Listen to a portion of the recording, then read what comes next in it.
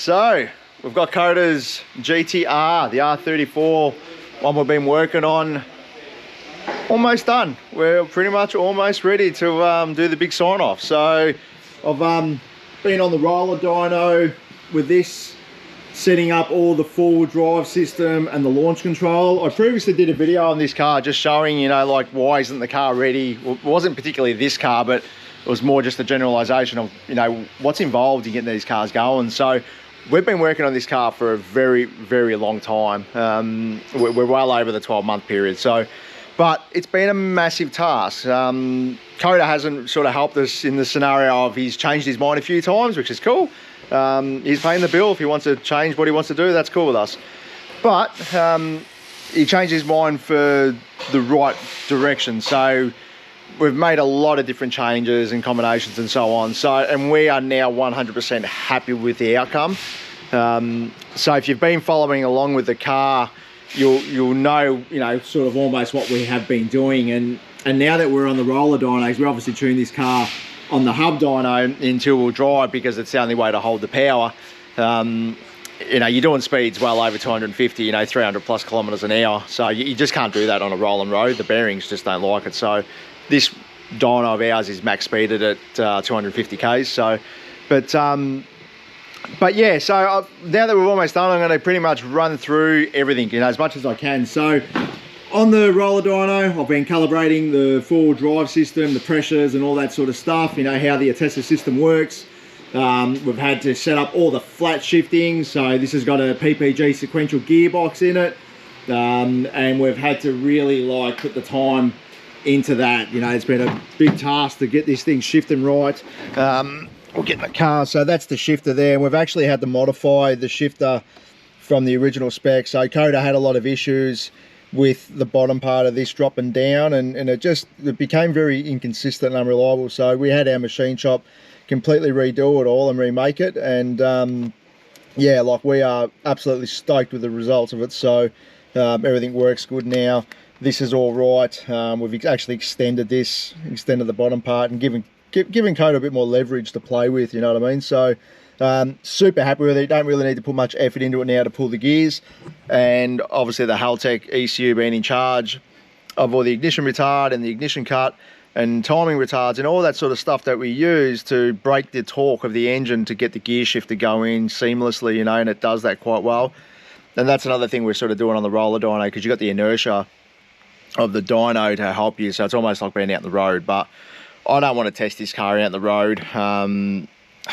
As I'm getting older, I'm getting smarter, and you know, to get this car on the road, I need to be doing speeds of 200 plus kilometers an hour. And yeah, look, in something like this, you cop bait as it is. You're just not going to get past a car or a cop car without them coming for you. So it'd be reckless. And look, I don't want to kill myself, to be honest with you. So that's why we've got dynos. That's why we use them. So another cool thing is the keypad. So we've got a couple of little different buttons here. So we've got a button here for the exhaust valve, traction control, which is a very sedate system. Being a four-wheel drive car, there's only so much traction control you can do. 3 levels of boost, or 4 levels of boost control. We've got burnout here, which is actually shuts down the Attessa system. Nitrous for basically bringing it up, but we actually aren't using it with this combination, so we'll save it for something else. This other button here, which is a hazard one, we've got that to kill the engine, and we've still got to put some labels on here. So one of them's for the blip throttle, so the rev matching. It comes up really good. Like I'm super happy with how this car's come up. Got the dash there, so I'll just get rid of the light. It's the Haltech dash. Once it lights up, it's coming slowly, gradually becoming.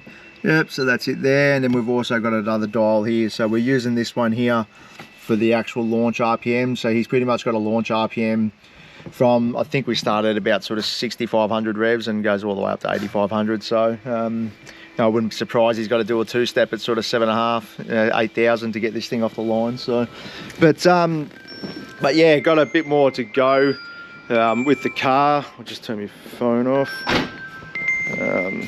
Sorry guys, my phone's ringing. Yeah, so the combination side of things, so it's a G45 Garrett. It is a genuine Garrett. Runs the Hypertune V2 manifold, and then we've got 2 racks of injectors. So we've got the Siemens 2430s as our main rack, and then we've got another set of 1100s in the back there. So Sticks from Quick Picks supplied us the 2400s, and yeah, electronic Bosch throttle body.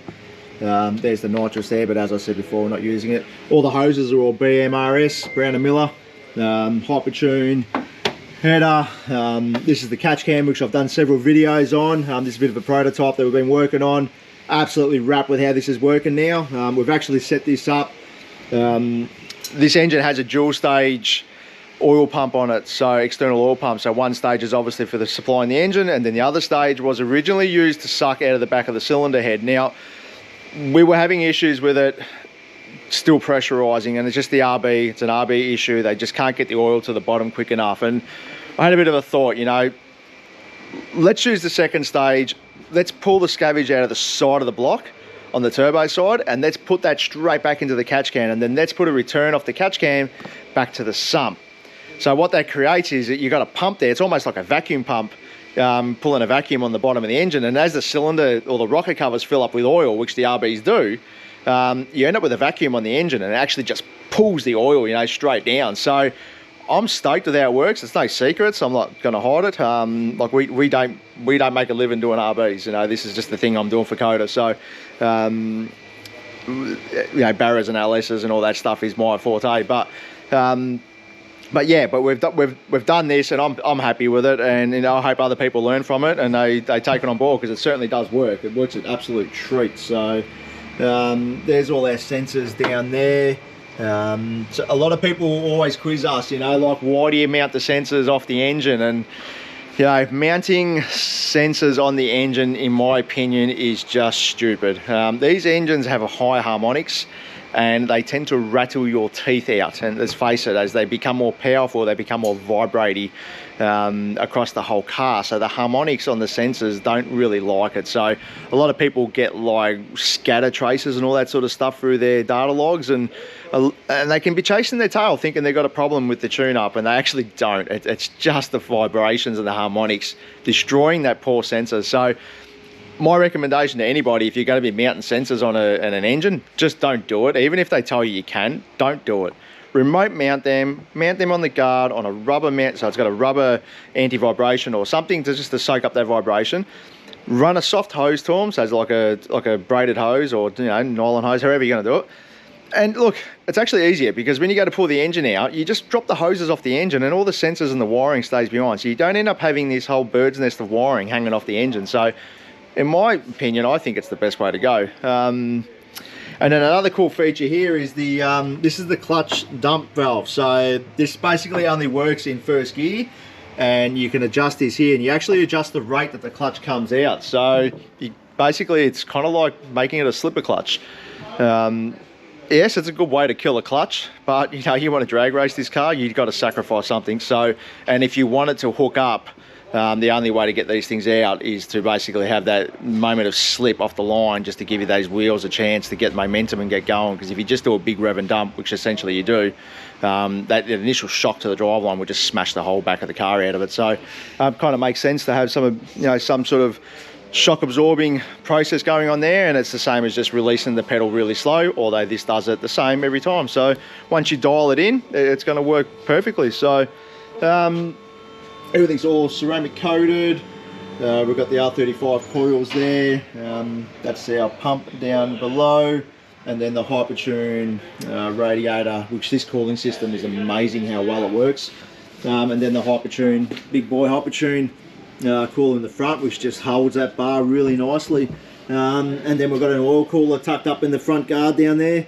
And then we've got our remote oil filter block down on this side. So it's quite busy in there.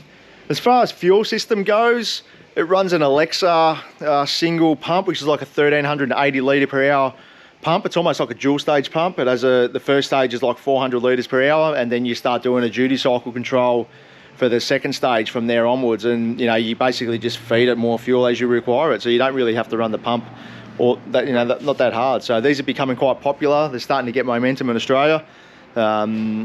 Yeah, so Alexa fuel pump. So we get these through Dave at DSR Performance. He's got a good contact with those guys, and we just buy them off him. And yeah, so if you're looking for one of those pumps, reach out to DSR. They're a really good pump. Any application where I need to use an in-tank pump in a single application, then that would be the only pump that I would use. And I do believe they do versions from like 500 litres per hour all the way up to like 1500 or something like that. So massive scope for fuel requirements. So really happy with that. That was something we've been testing in this car, so super stoked.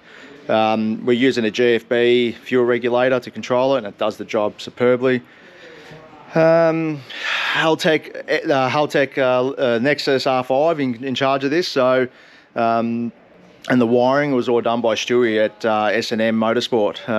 Wiring, I think it is. It's called S&M Motorsport Wiring, I think it is. He's done a superb job. He's absolutely backed his product up, which is good. Not many people do these days. So I'm very happy with his service. And and Haltech. Well, Haltech has just been my #1 choice of ECU for as long as I've been trading. And it could be the shittest ECU in the world, in my opinion, but the support is the best. So when you have support, you can make a really bad product good, and I'm not saying Haltech is a bad product. It's an awesome product. I love it. It's the only product I do use. But my point is that Haltech's support is just so good that they are there every time you need to pick up the phone and call them, and they will help you. They will remote log in and do all that stuff. And we do this as a living and we do it every day, but I can tell you now, in a job like this, I've made a lot of phone calls to the boys, like Fernando, Luke, Mitchell, Scott, all those guys have had their input in how to set up a particular strategy or do a certain thing that I wasn't quite sure how to do, because there's 1,000 ways to skin a cat. And those guys, it's just good to bounce something off and give you another look at it. And the guys' support at Haltech is just second to none. So this is why we use it, this is why we support it, and that's why I recommend it in everything we do. So I kind of hope I've sort of touched on everything on the car. Power wise, it ended up making 920 kilowatts at the hubs, and I think we're around 37, 38 pound of boost.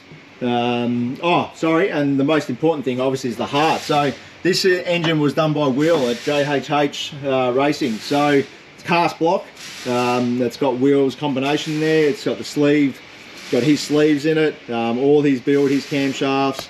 I have been on the phone to Will lots over this build, and he has been absolute gem to work with too. So he's done an absolute banger job and supported this build from the moment we got going through all the changes that we've made, and he's still building a billet block for this car at the moment. So if you're watching this, Will, mate, thanks for your help and support. You've done an awesome job, and yeah, we certainly couldn't do what we do without the people on the other side. And another one is Arthur at Tuner's Edge. He's supplied a lot of parts, all the Hypertune gear for this build as well to Coda. So Arthur's been an absolute legend too, like he always is, a bit of a munger. So, but yeah, look, that's about all I have for now to report back on this GTR build.